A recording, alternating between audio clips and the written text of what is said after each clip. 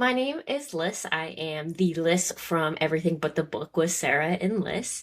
I decided to do this new thing, mostly because I read a lot of books. I go through them very, very fast. Um, Already today is like the 12th of July, and I've read 146 books. And so Sarah and I only get to talk about so many books on our podcast, so I figured I'd start a smaller section with maybe weekly recaps of what I've read that week or really what I've read that week.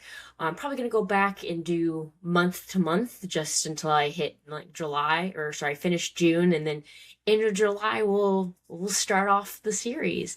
So I'm calling it Lowdown with Lyss.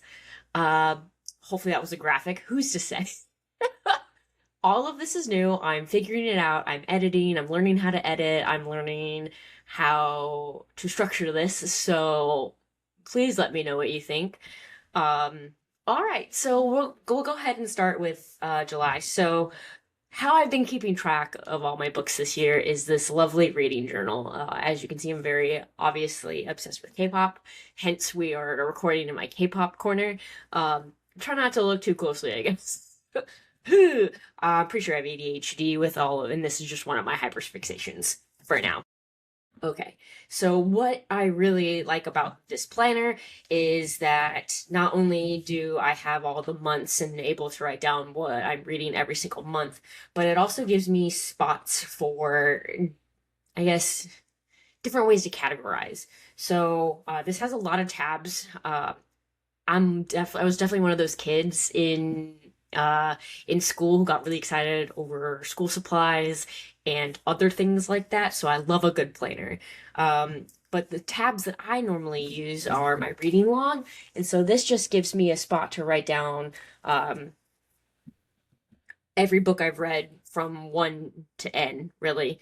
I do different colors so that I can easily tell what I've read based on the color. They have a tab for reading challenges, such as reading a book that starts with each letter of the alphabet. I also went, uh, again, kind of crazy and started doing authors on this side. One of my weird rules, I guess, was not having the as the first letter, or sorry, first word of the title. So instead of I don't know, The Wind in the Willows, I wouldn't count that as a W because it says the. So I all of these are kind of really weird. I don't know. Anyway, a couple different reading challenges. They have a series tracker. I don't think I'm using this right, so I'm not even going to show you. My most favorite is the book tracker, like shading grid. And so again, colored by month, how many books I've read. On that page again, just a quick, easy see. The second page is by genres, and so I picked different colors. As you can see, I do a lot of light pink. It's romance or smut. Both are the same. I haven't differentiated between like sports romances or contemporary romances or Regency romances or anything like that. And the last one is I tracked by format, just to see. And as you can see, I'm very much crushing the audiobooks, my Kindle books, and then my physical book. So not a lot of physical books. I used to do a lot of physical books when Sarah and I had the same job. And that was just because like doing a night shift, I had time to like physically read a book. And because I was in a space that didn't allow electronics or anything like that. But now when I'm home or when I bike to work or I drive to work or whatnot, I listen to audiobooks. And then my Kindle books are my guilty pleasure at night before I go to sleep. So I usually don't finish my Kindle books really, really fast. So I needed to update that anyway. Okay, so sorry. Let's get into July, shall we? We'll do the beginning of July till now. And then hopefully this will be a weekly thing, and I can just do like a weekly wrap up and tell you what I liked most this if it was a hard week, if it was not a hard week, what I liked the most, what books I liked, or what books I didn't like. So we'll start off with, again, beginning of July. So I've read so far, I haven't finished this.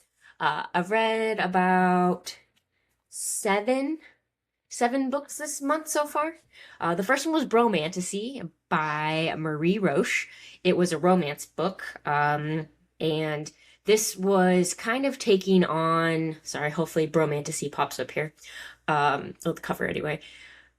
This was a take on a classic fairy tale, but again, queer coded. This was the main two characters were males, and it was about finding themselves through each other as well as through this quest. Like in this world, going on quests is like a normal thing. There's kind of like its own trope in and of itself, and it was really good to listen to. The audiobook was great. However, it didn't hit the mark for me as much. I found the main character. I forgot all their names because this was I finished this on 2nd of July, so it's already like mostly gone from my brain. But I thought the main character was a little bit whiny and didn't want to explore themselves too much and like put themselves out there. Instead, they were just wanted to complain and not do anything about it, and so that kind of rubbed me the wrong way. But overall, I thought it was like a decent book, so I rated it a 3. The next book I read was Game Set Match by Jennifer Iacopelli. So if that name does not sound familiar, she's the one who also wrote Finding Her Edge, which is now has been adapted into a Netflix show. I have not watched the show yet. I really, really need to. But this is Jennifer's new series called Match Point. So this was the first book in the Match Point series, and it follows 3 tennis stars basically. So Indy is the main character of this book, and then we see her rivals. See her, I guess, her rivals, and it's about her family and everything like that. We get to see how like the dynamics played out.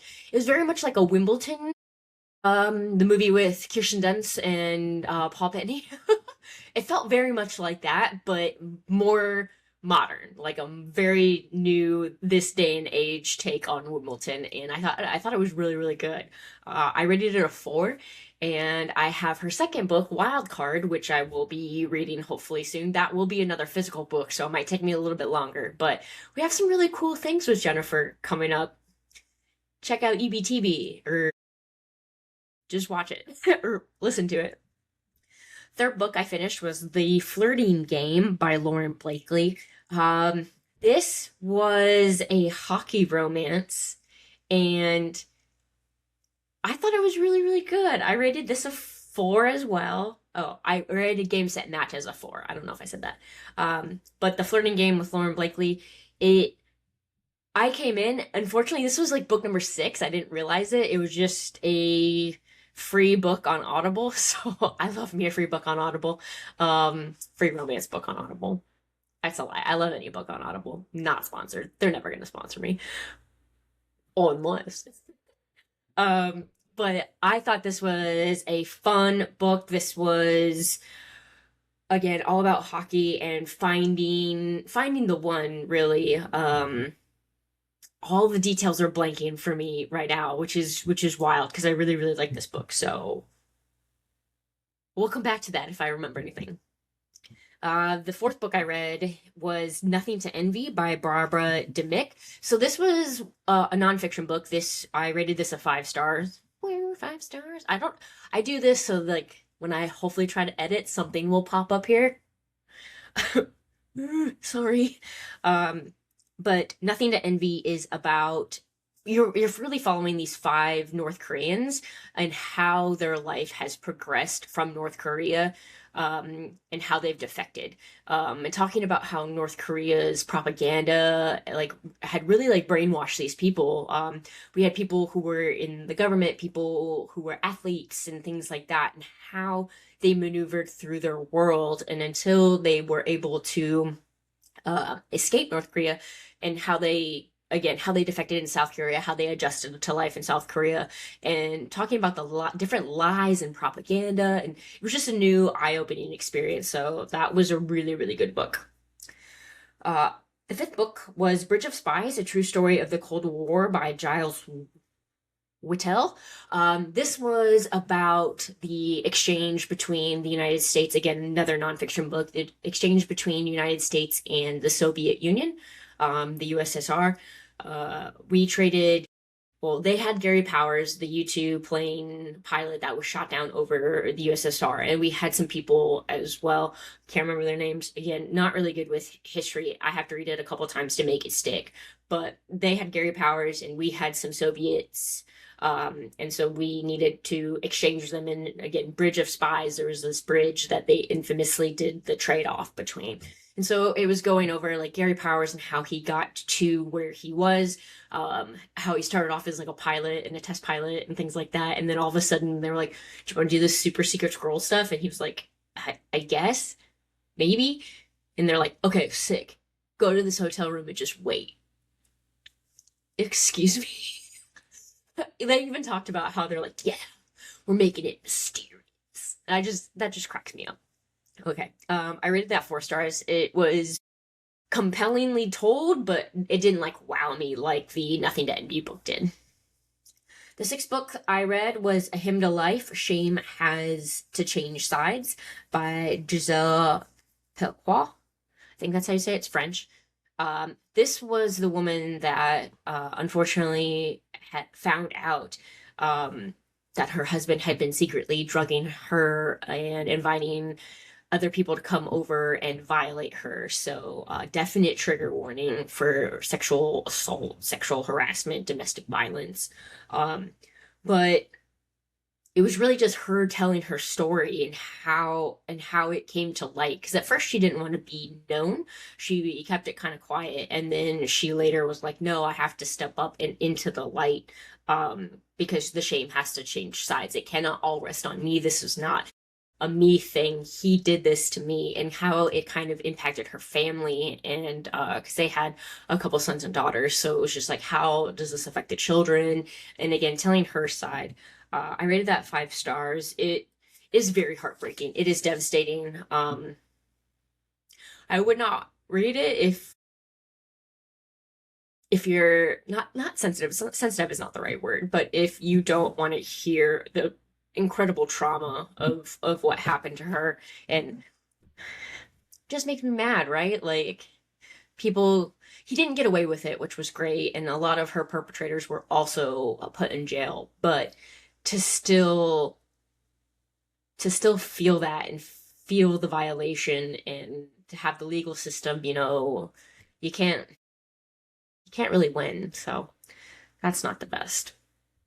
So that's all I have in my book journal because I was silly and did not update, but I did finish a couple more books. So give me a second. I'm opening up my Goodreads, which I will put here in case you feel like you want to follow. You'll basically get a sneak peek of everything I do. Oh, okay. I'll talk about 3 more books and then we'll be done for today. The first book is called Lady Tremaine by Rachel Hockhauser. This was incredible. I remember seeing people on Goodreads give it 5 stars, and I was like, but it's like another Cinderella retelling. How different can this be? How creative can this be? We've heard this story over and over again. And I don't know if you've read like the Twisted Tales, or there's another one out there that came around the same time as the Twisted Tales, but was not the Twisted Tales. I can't remember, but it has like the queens and evil villains' faces on them. I don't know. I'll put a picture here if I can find it, and maybe I'll just do a dub over or something. But I was like, again, how can this be? Like, I bet it's not that great. I bet people are exaggerating. False.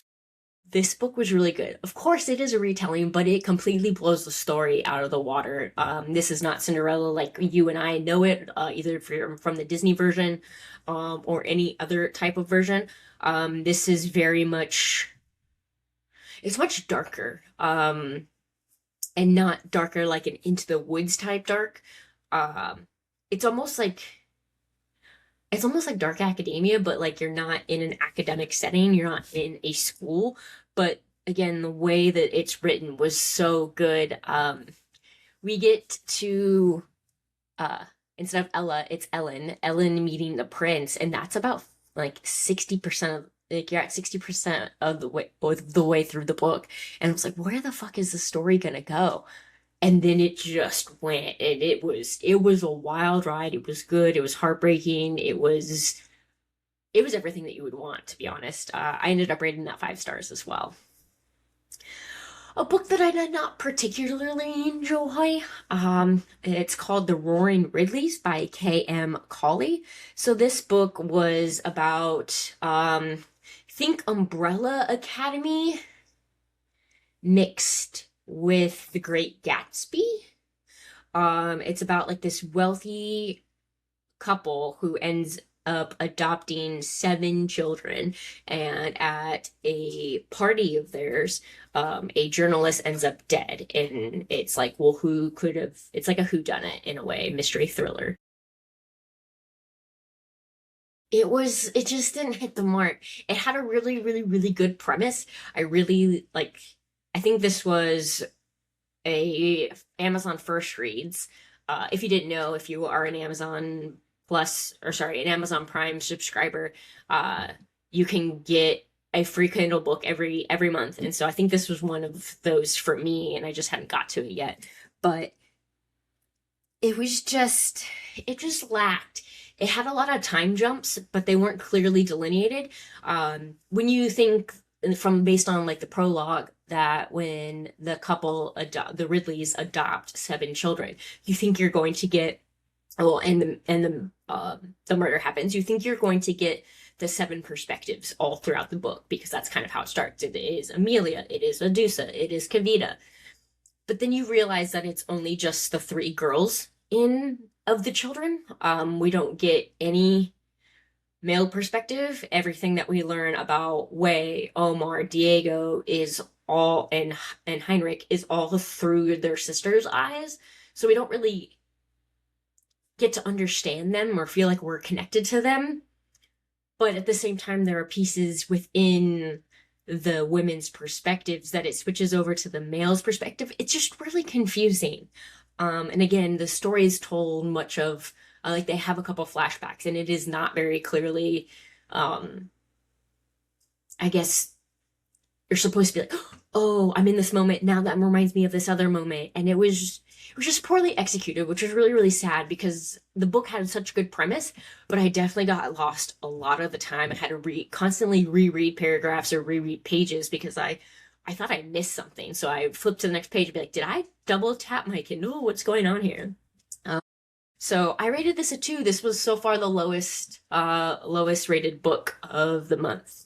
So yeah, I said, I don't know. I'm like, I would recommend it. See what you guys think. But at the same time, I'm like, I don't want to recommend something that isn't like well executed. I will always tell you. I never DNF. I have never DNF'd a book. I will always spite finish. I don't know if that helps. Okay. And the last book, I actually finished that this morning. It is called Ready or Not by Cara Bastone. It is the first of the Hearts of New York series. I love a good Cara Bastone book. She has a lot of Audible shorts, and it's so sad because they were shorts. They're really short books. They're maybe like 4 hours. And so the little novellas. And I always go, I want more. I want more. Every single one of my reviews is like that for her books.